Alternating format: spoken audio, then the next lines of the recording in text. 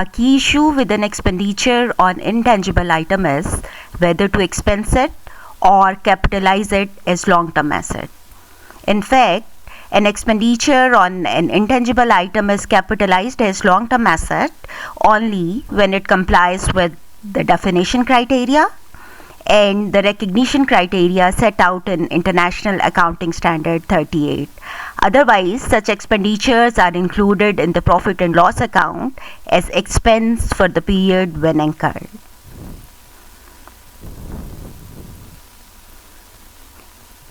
According to the definition, an expense on intangible item will be capitalized as long-term asset only when it meets the criteria of identifiability,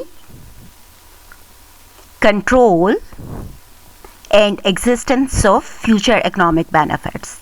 The term identifiability means that the item is either separable from the entity or the result of contractual or legal rights.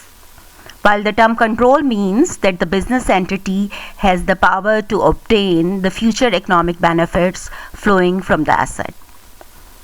The recognition criteria states that an expense on intangible item will be capitalized only when it is probable that future economic benefits will flow to the entity